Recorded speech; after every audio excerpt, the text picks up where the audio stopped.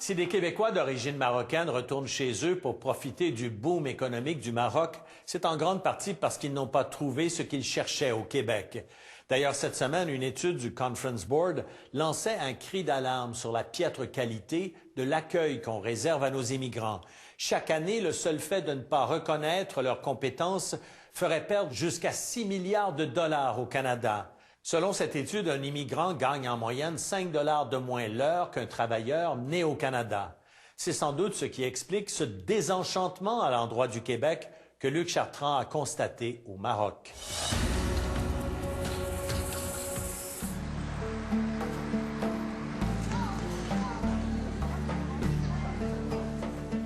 Malgré ses progrès économiques récents, le Maroc est un pays à deux vitesses, qu'une bonne partie de la population cherche d'ailleurs toujours à quitter.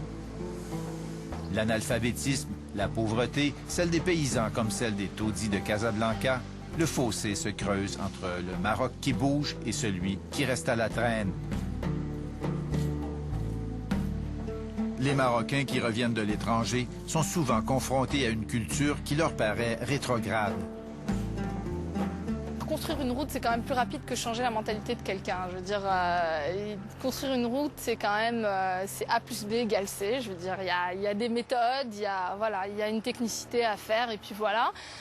Changer, travailler avec les gens, travailler avec l'humain, c'est pas facile, on le sait, c'est compliqué. Je veux dire, quelqu'un qui a 40 ans, c'est pas facile de venir lui dire ta femme est ton égale, quoi. Je veux dire.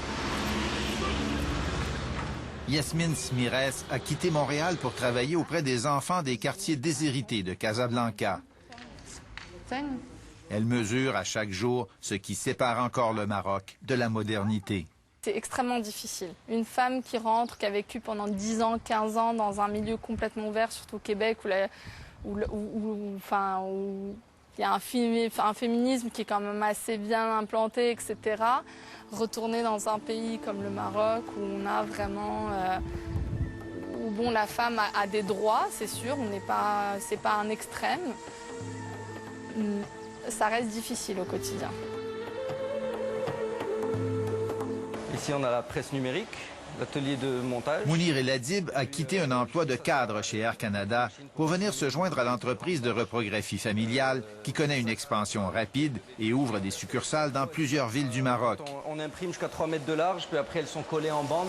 Et ça peut faire jusqu'à 100 mètres de large. Entre le Québec et le Maroc, il ne peut que constater la bataille qui se livre désormais pour recruter la main-d'œuvre la plus qualifiée. Le Québec a probablement la portion la plus éduquée des Marocains à l'étranger. Et je veux dire, on a vu souvent les statistiques du niveau d'éducation des Maghrébins à l'étranger, et à Montréal, au Québec, et on a vu, ils sont très éduqués. Donc maintenant, c'est la même chose ici. On veut ces gens éduqués. On les oblige à s'investir dans l'immobilier. Il observe le phénomène du retour, le sien comme celui de plusieurs de ses compatriotes, avec une certaine ironie. Je ne suis pas tout à fait contre le concept. Et le Québec en a piqué beaucoup. Le Québec, c'est une politique de piquer des gens éduqués au Québec. On n'en parle jamais, mais ce qu'on appelle l'immigration sélective, c'est du vol.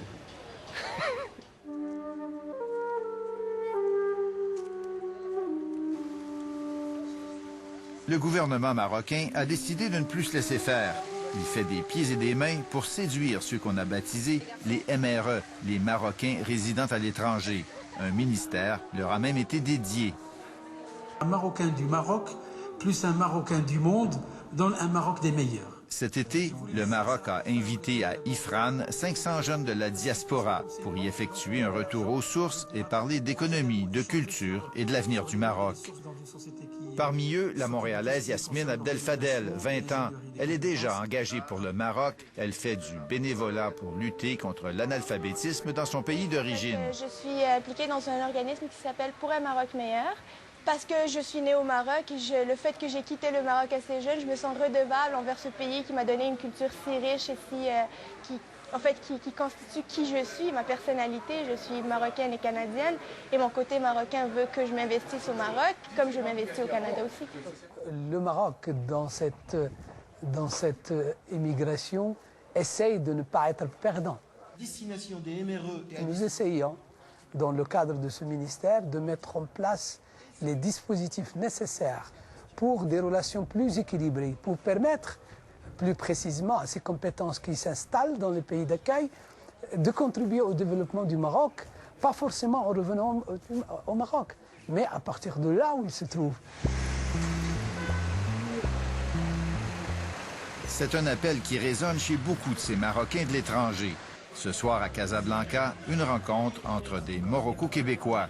Ils ont tous en commun soit de vivre au Québec, soit d'en être revenus, ou encore d'hésiter entre les deux. Moi, sincèrement, tôt ou tard, je vais rentrer au Maroc. Mais je suis trop attaché.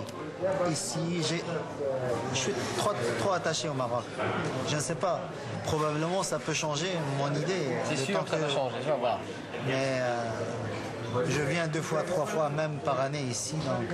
Spontanément, la discussion dérive sur la politique québécoise. Le vote, suite aux accommodements raisonnables, ils ont voulu aller récupérer cette vague de frustrés pour se faire élire, pour se faire une image. C'est triste que, le PQ maintenant joue sur cette vague. Elle n'a pas eu besoin de me convaincre. J'ai été assez longtemps en politique pour être d'accord avec ce qu'il est en train de dire. La crise des accommodements raisonnables au Québec a laissé des traces, en particulier chez les musulmans. Ça tournait toujours sur l'islam, le voile, enfin c'était toujours lié à une question très spécifique qui était liée à l'islam. Et c'est ça qui était peut-être un peu pesant. Pourtant, je portais pas le voile au Québec, j'étais pas celle qui montrait le plus les signes religieux, mais je trouvais ça pesant. On était à peu près 30 étudiants, on est partis ensemble de la première année jusqu'à la dernière année.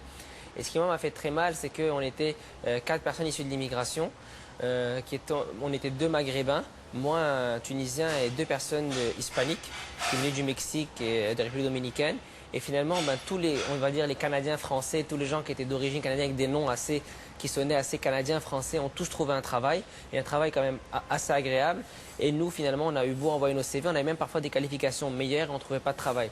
Ce qui te fait très mal. J'ai senti qu'à la fin, j'étais plus tellement le bienvenu. Le Maroc m'a réouvert grand ses bras, il m'a dit « Ici, t'es chez toi, reviens quand tu veux, t'es le bienvenu ».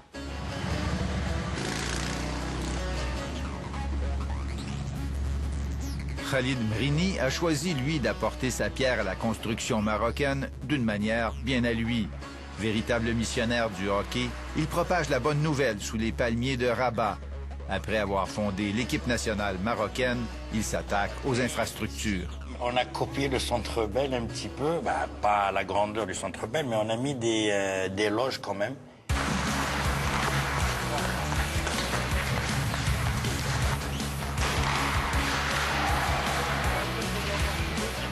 Cette patinoire est la seule du Maroc, voire la seule en Afrique du Nord. Il veut en faire construire une nouvelle, plus grande, conforme aux normes du hockey international. Sa Majesté a été claire dans son discours en 2008 lors des Assises des sports. C'est qu'il veut qu'on développe les nouveaux sports, qu'on encourage les nouveaux sports au Maroc. Samir, arrête d'être gentil avec ça. Donc les directives de Sa Majesté sont venues comme nous donner un coup de pouce, justement qu'on se surpasse et puis qu'on développe ce nouveau sport au Maroc. Vous êtes en train de répondre à l'appel royal. Oui, ce qui est tout à fait normal. Déception. Les Algériens ne sont pas venus. La bataille du Maghreb n'aura pas lieu, du moins pas tout de suite. Quelques joueurs de l'équipe marocaine sont tout de même venus rencontrer la relève et prodiguer leurs conseils aux plus jeunes. C'était une grosse déception, c'est sûr, parce que on voulait justement jouer contre l'Algérie, question de voir encore notre calibre versus une autre équipe internationale. Mais écoutez, on est là. Avez-vous l'impression d'être en train de défricher un nouvel horizon pour le hockey? Tout à fait. C'est sûr.